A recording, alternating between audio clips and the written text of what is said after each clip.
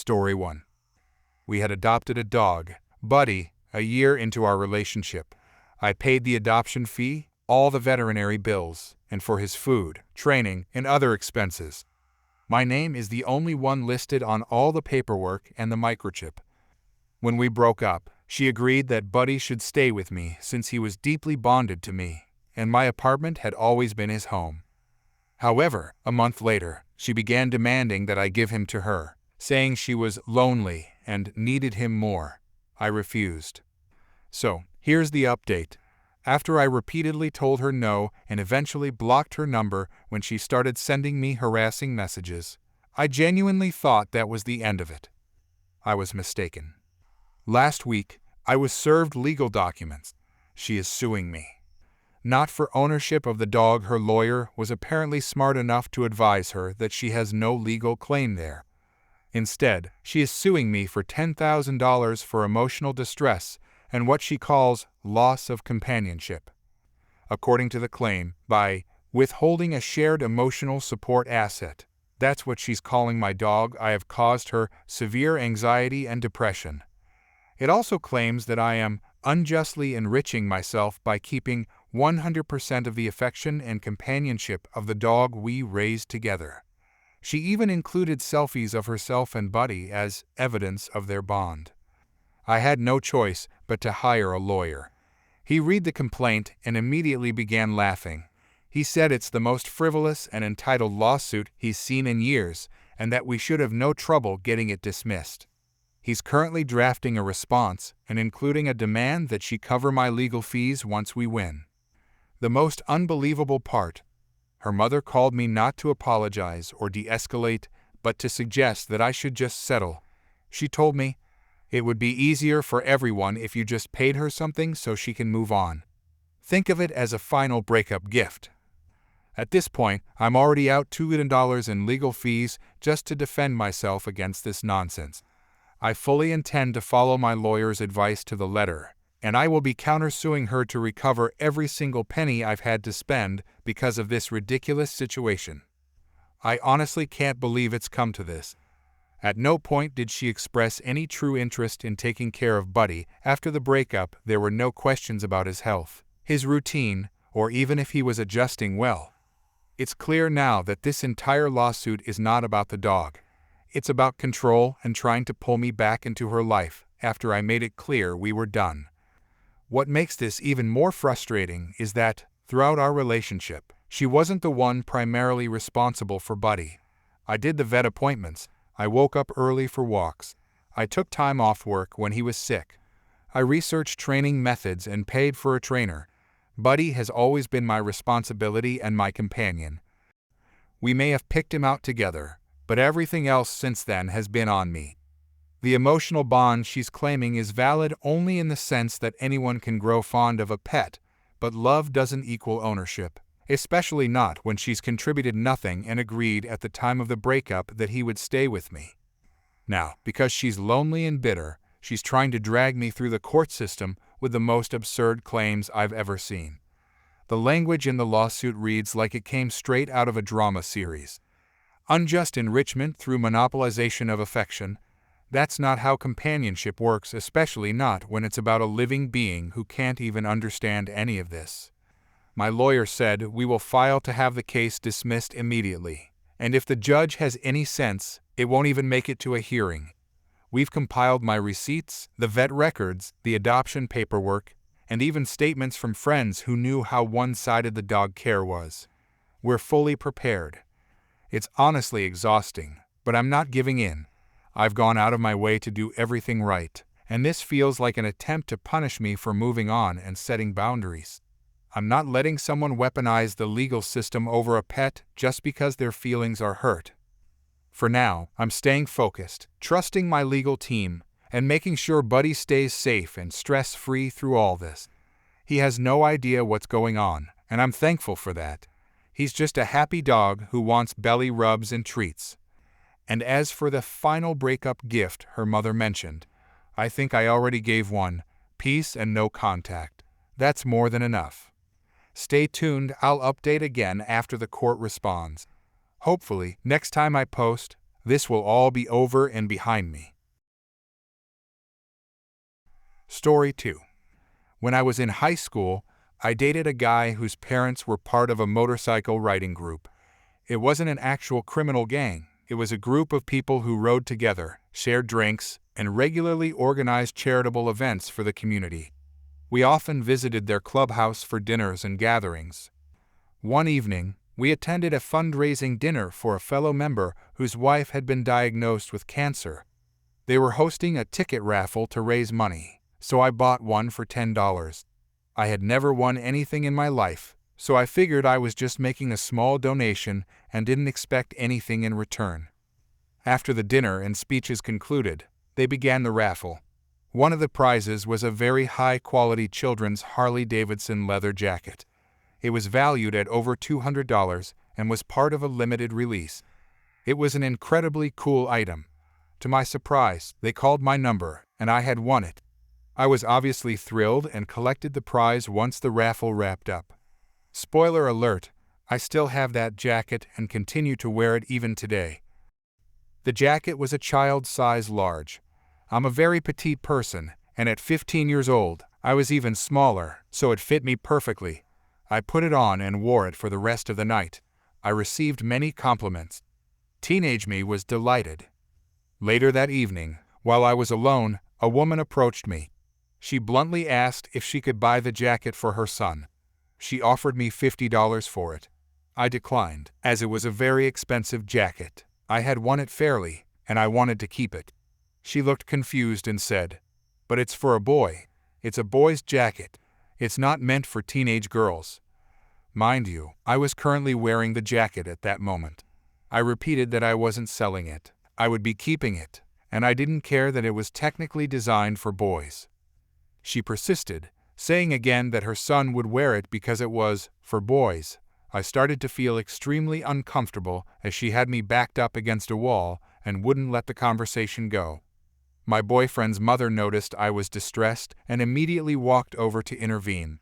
She asked what was going on, and the woman repeated her demand like a broken record. She wanted to buy the jacket for $50 because it was a boy's jacket and felt that a teenage girl shouldn't be wearing it. My boyfriend's mom got angry. She told the woman the jacket looked great on me, that I was keeping it, and firmly told her to walk away.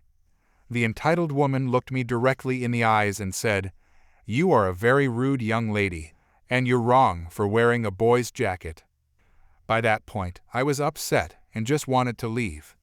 My boyfriend's mom told us to go sit in the car and said she would be out shortly. We waited alone for about 20 minutes before she returned. She told us the situation had been taken care of and that I wouldn't have to worry about that woman bothering me again. The rude woman turned out to be the wife of a new member. He hadn't even been officially accepted into the group yet. My boyfriend's mom filed a complaint with the president of the riding club, and he informed the prospective member that neither he nor his wife were welcome to join. They were very protective of me, and the harassment over a jacket was considered completely unacceptable behavior. I never saw that woman again.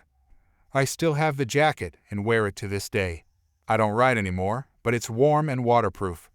Yes, it's technically a boy's jacket, but who cares? I'll never understand why that woman was so incredibly upset about it. Ironically, while my boyfriend and his mom stood up for me in that moment, they later turned out to be very harmful people. They emotionally hurt me to the point that I'm still in therapy to this day, trying to recover from the trauma they caused. Still, I'm genuinely grateful that, at least in that situation, they and the president stood up for me and banned that woman from the group. They didn't tolerate harassment like that. It's just a shame that they didn't apply the same zero tolerance standard to the way they treated their own family. But hey, at least I got to keep the jacket. Story 3. I went to lunch at a local spot known for its fried chicken sandwiches. I had to sit outside because the place was packed, but they offer plenty of covered seating and some nice fans, so even though it was 95 degrees, it was still tolerable. Anyway, I sat down already knowing what I wanted to order. Even though the table service was slow due to how busy they were, I was able to place my order on the waiter's first pass. However, the table behind me was already occupied by an incredibly obnoxious couple and their teenage son. I could overhear them simultaneously arguing about what to order while also complaining about the slow service.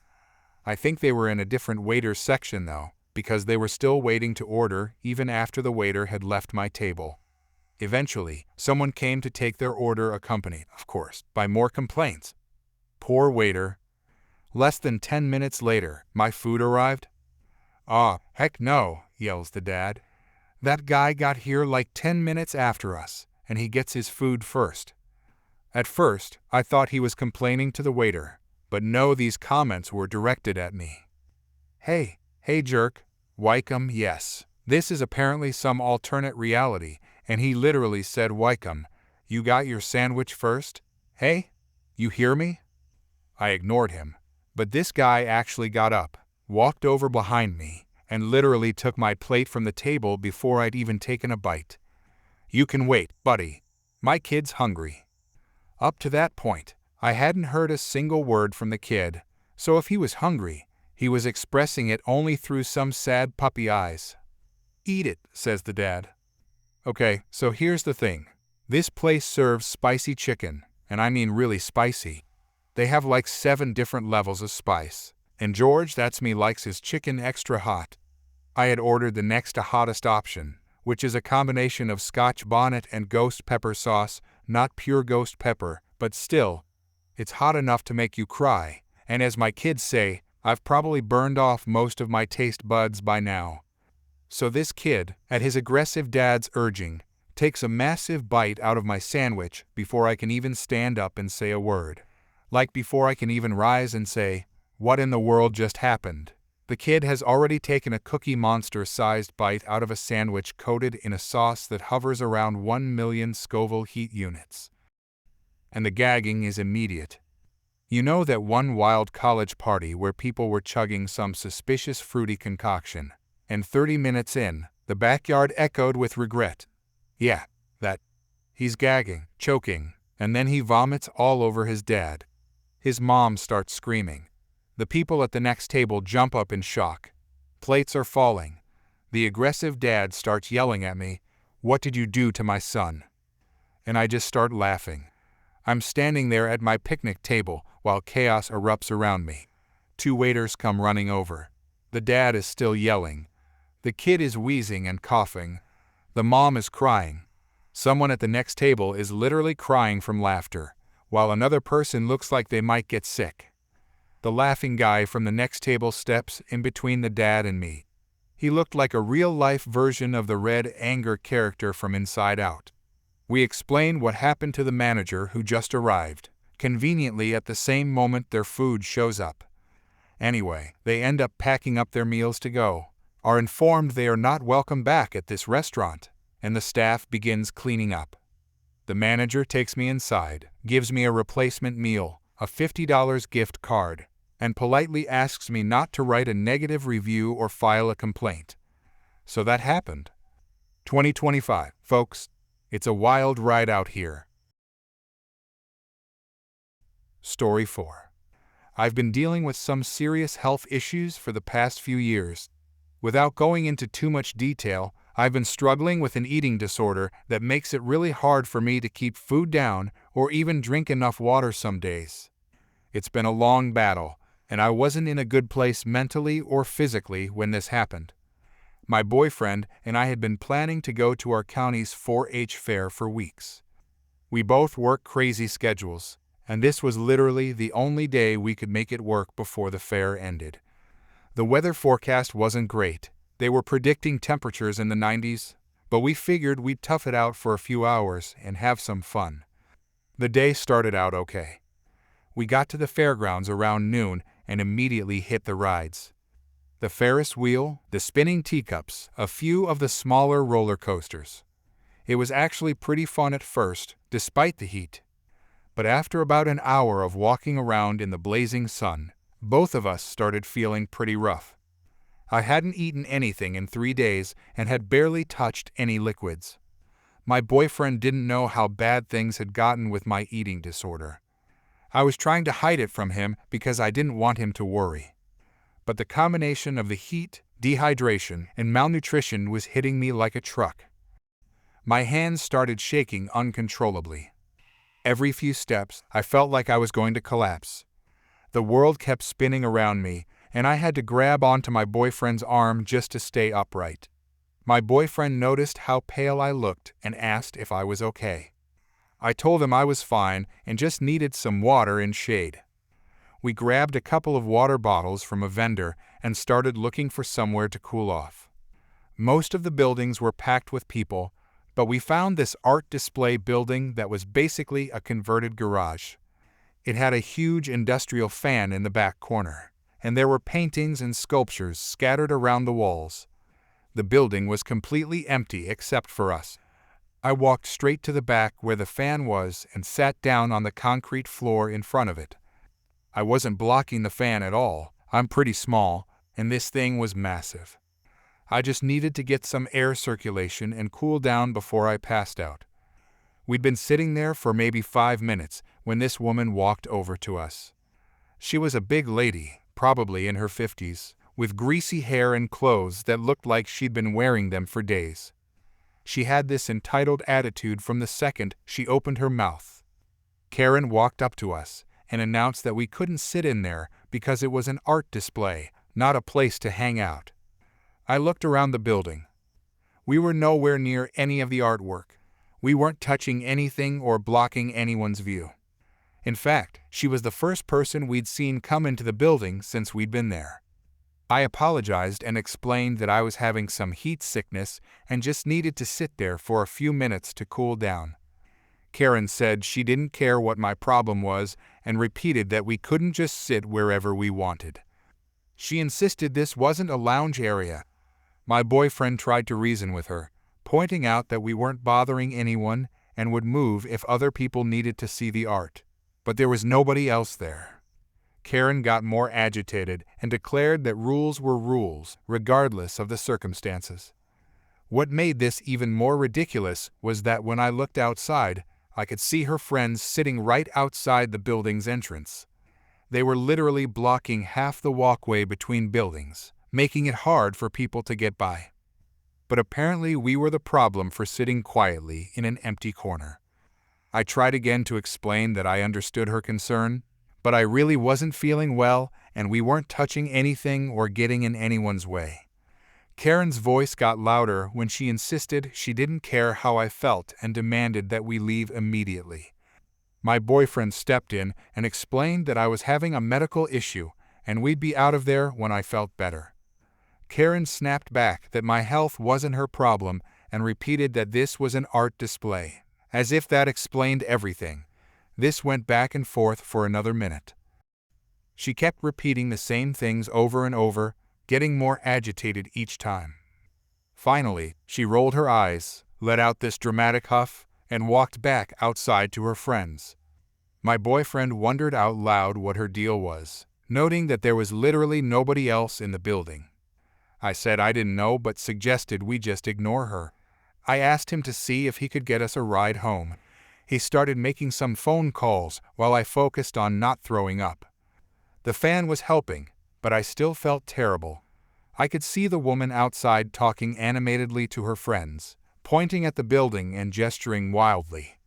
About 5 minutes later, a security guard walked into the building. He was an older guy, probably in his 60s, with a kind face and a calm demeanor. The security guard greeted us politely and mentioned that he'd received a complaint about us. He asked if he could find out what was going on. My boyfriend explained that I was having some heat exhaustion and we were just trying to cool me down before we headed home. The security guard asked me directly if I was feeling all right. I admitted I wasn't feeling great but thought I'd be okay. I told him we were waiting for someone to pick us up. He asked if I'd been drinking water and offered to call an ambulance if needed. I thanked him and said I had water and didn't think I needed an ambulance, but I appreciated the offer. The security guard looked around the building, taking note of where we were sitting and how we weren't interfering with anything. He told us we were fine to stay there and to let him know if I started feeling worse so he could get me help. My boyfriend thanked him repeatedly and said we really appreciated his understanding. The security guard said it was no problem and reminded us to stay hydrated and take care of ourselves. After he left, I watched through the doorway when he walked directly over to the woman and her friends. I couldn't hear exactly what he was saying, but his body language made it clear that he was not happy with them. He was pointing at them and gesturing with his hands. The woman's face got bright red, and she started gesturing back at him. Her friends looked embarrassed and kept looking over at our building. The security guard held up his hand, clearly cutting off whatever she was trying to say, and continued talking to them in what looked like a very stern manner. After a few more minutes of this conversation, the security guard walked away, and the woman and her friends started packing up their stuff. They kept shooting dirty looks toward our building and whispering among themselves, but they were clearly not happy with whatever the security guard had told them.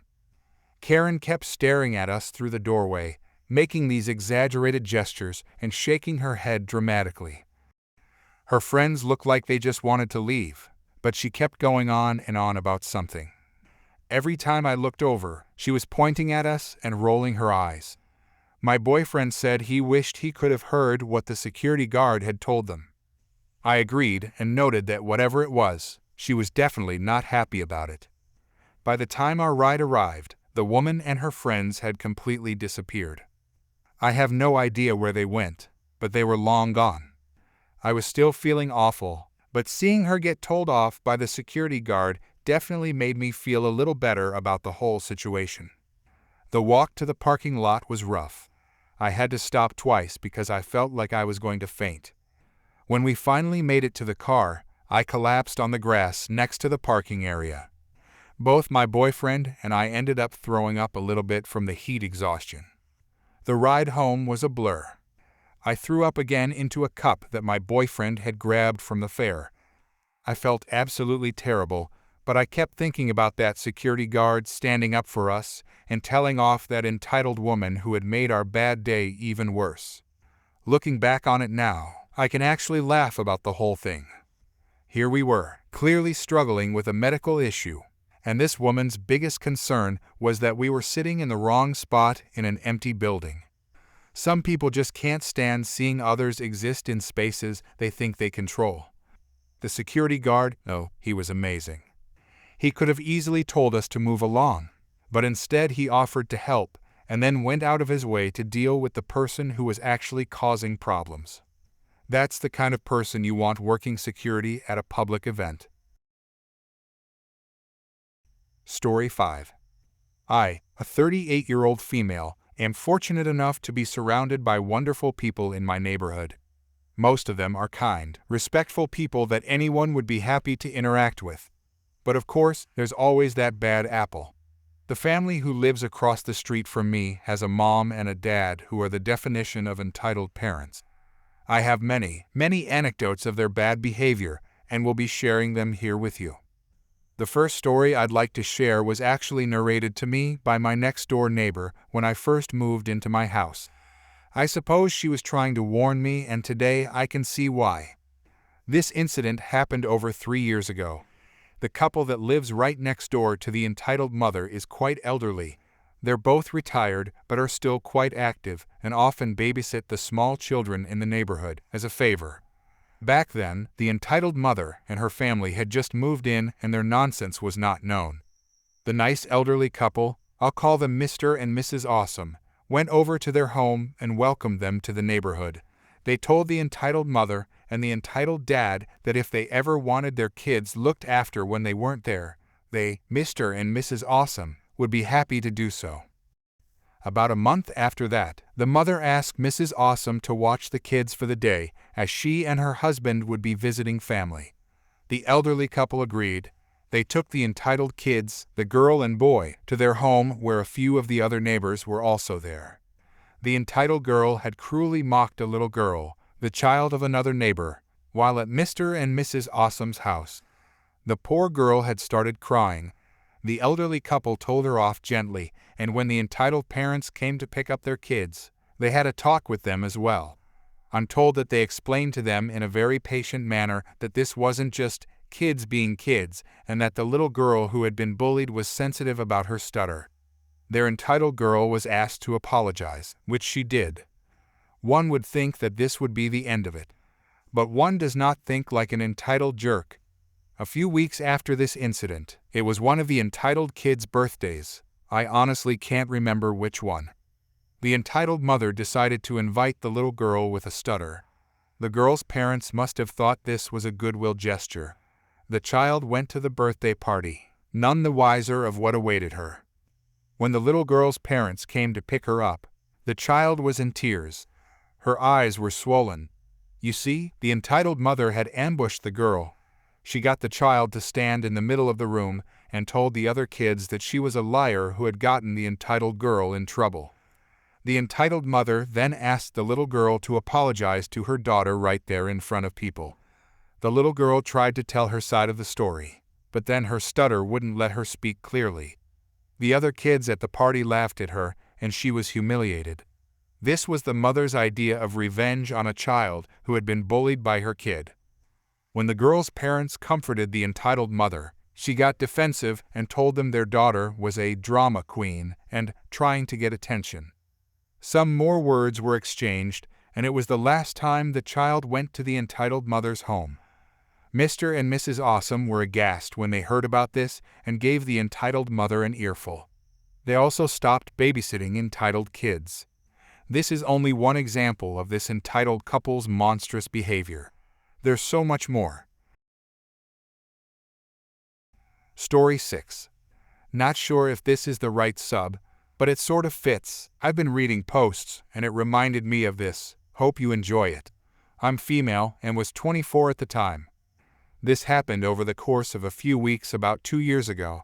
I was working as a construction design engineer for hospitals, plumbing and air conditioning. I work for a company that's hired by the hospital, not for the hospital itself. My company had been hired to do an emergency room renovation on an old hospital, and the plans for the existing building were really old, damaged, or just didn't exist anymore. As a low man on the totem pole, I got the fun job of going out to the hospital to investigate the existing building. Lots of going up on ladders and looking above the ceiling to track down pipes and ducts and such. Because this was an emergency room, and therefore 24 hours a day, we had to time our investigation for non-busy times, namely 3 a.m. to 7 a.m. in the middle of the week. I was also working my normal office hours, because my job offered overtime or in lieu hours, and I needed the overtime pay. College loans. So for all these interactions, I was exhausted and just didn't give a damn. So on to the story. I had to park in the hospital parking garage, on the top floor to be out of the way of patients and visitors. I had finished early because an emergency had come into the emergency room and I had to get out of the way.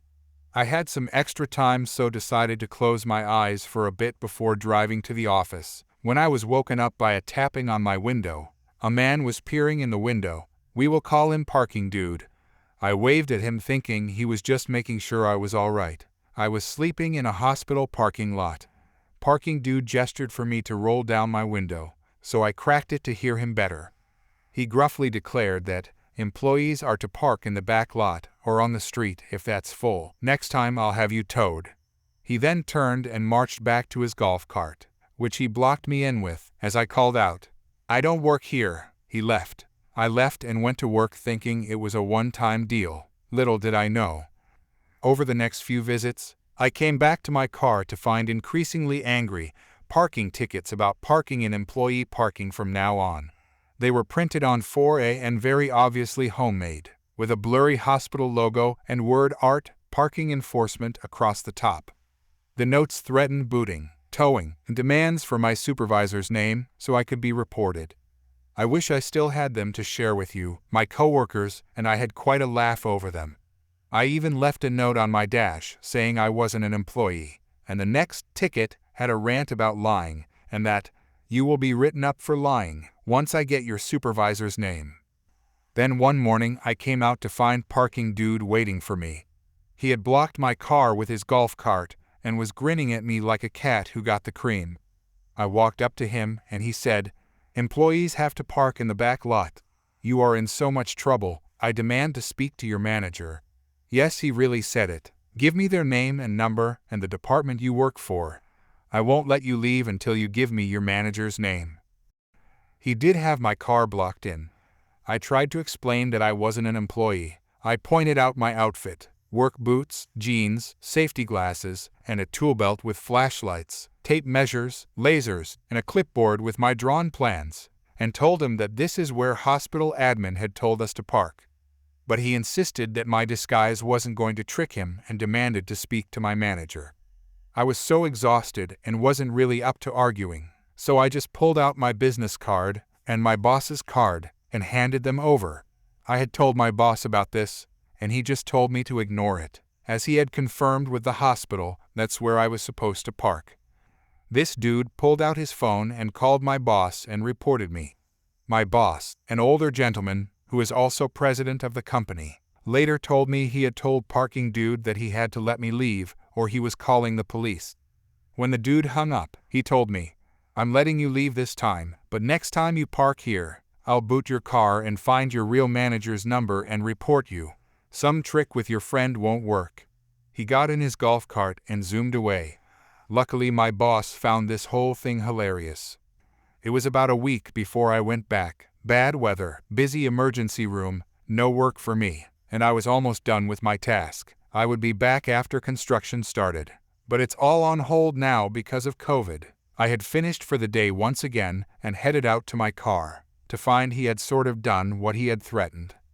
There was a thick chain looped through the handle of my driver's side rear door and a cinder block all tied together with a large padlock.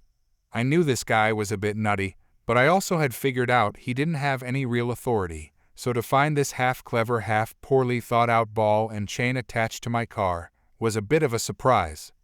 Now I got into engineering because I like solving problems. I actually don't really like math, even if I'm not half bad at it, and this wasn't a particularly complex problem. I simply rolled my back window down and lifted the cinder block and excess chain into my car, and then drove away. I passed him on my way out. To say he was shocked was an understatement, and I gave him a Johnny wave as I drove by. It was a cold drive back to my office with the window open, but it was worth the look on his face. When I got to the office, I had to go in and sign out the bolt cutters, and was followed out by a parade of my coworkers to see it for themselves. I had to go back one more time. I was eager to see what parking dude might do after his last plan failed. I came out to find he had tried the chain and cinder block bit again.